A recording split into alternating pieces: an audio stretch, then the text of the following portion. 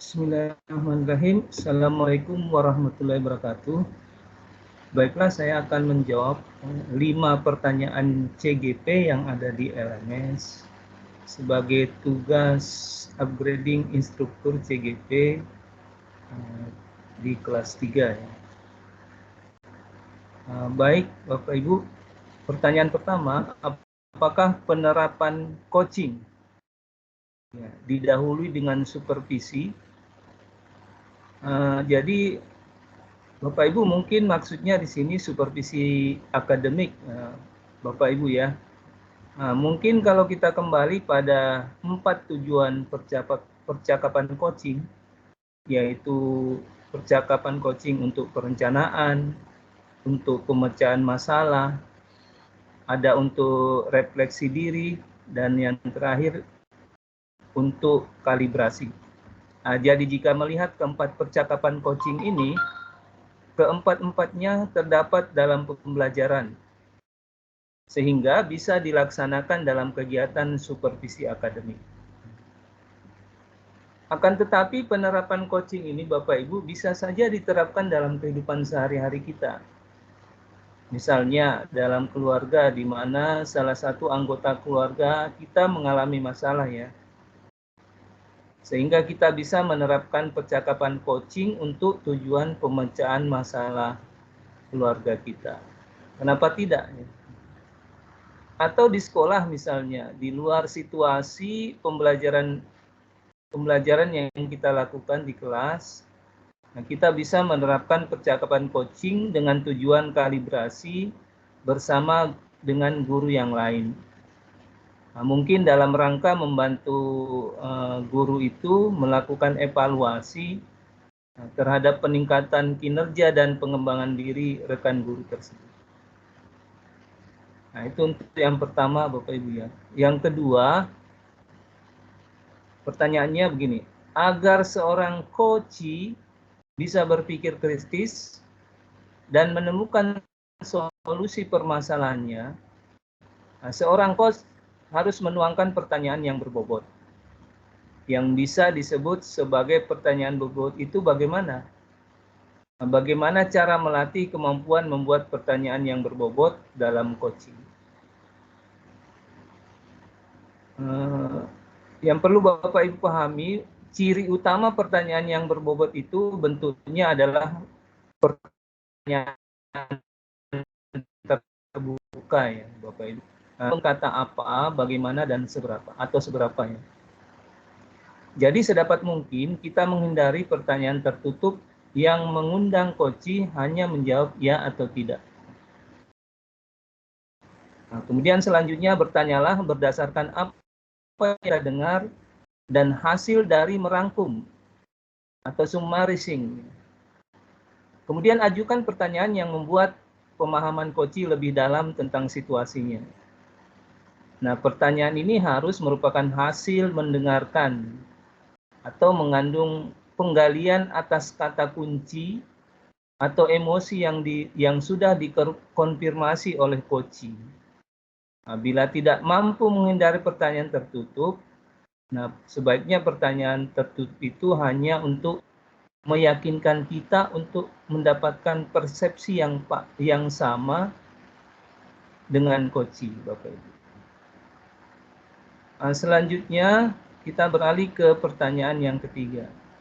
Bagaimana cara kita mengajak rekan sejawat untuk di coaching, namun rekan sejawat ini tidak ingin di coaching, sedangkan kita tahu bahwa dia memiliki permasalahan.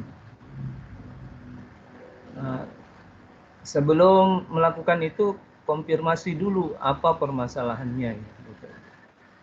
Nah, memang pelaksanaan coaching ini perlu adanya kesepakatan antara coach dengan coach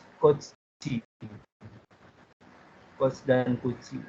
Namun bila menemui permasalahan seperti yang di atas sesuai pertanyaan, mungkin pendekatan yang kita lakukan adalah bisa dengan masalah yang biasa dulu, seperti menanyakan tentang keluarga, pekerjaan, atau tugas pokok yang sudah terselesaikan, siswa yang dihadapi di kelas.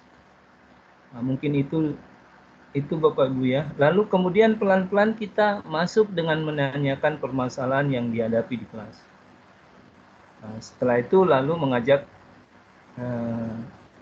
dia untuk membuat komitmen untuk melakukan coaching. Nah, tapi memang perlu kesabaran dan tidak harus berhasil hari itu. Nah, mungkin itu yang bisa saya berikan. Selanjutnya Bapak Ibu, pertanyaan yang keempat, apakah coaching dinyatakan gagal jika coach tidak dapat membantu coachee menemukan solusi atas permasalahannya? Jadi mungkin yang perlu menjadi pemahaman kita bersama bahwa semua pengembangan kompetensi yang dilakukan itu baik di kelas, di sekolah, dan di luar itu sifatnya berkelanjutan Bapak Ibu. Ya, artinya bahwa bila belum menemukan solusi atas permasalahan yang dihadapi coachee saat itu, ya coach bisa melakukan refleksi terhadap setiap tahapan dalam percakapan coaching yang telah dilakukan. Nah, jadi kita mengevaluasi dan melakukan perbaikan pada pelaksanaan coaching selanjutnya. Nah, karena sifatnya bantuan Bapak Ibu ya, maka kita perlu selalu berusaha terus melakukannya dengan terus melakukan perbaikan. Yang terakhir, bagaimana kiat untuk membuat pertanyaan yang dapat menggali potensi coachee dalam proses coaching. Mungkin kita kembali ke konsep rasa ya, yang ada di eksplorasi konsep maupun di materi yang saya bawakan ini Bapak Ibu.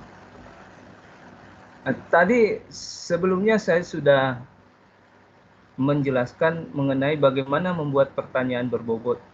Ya, jadi kita memulainya dengan pertanyaan berbobot, yaitu selalu menggunakan pertanyaan terbuka ya, dengan menggunakan kata apa, bagaimana, dan atau seberapa. Jadi sedapat mungkin kita menghindari pertanyaan tertutup yang mengundang coachee hanya menjawab ya atau tidak. Itu yang pertama Bapak Ibu. Nah kemudian seperti yang saya katakan sebelumnya, kita bertanya itu menggunakan rasa. Rasa R-A-S-A.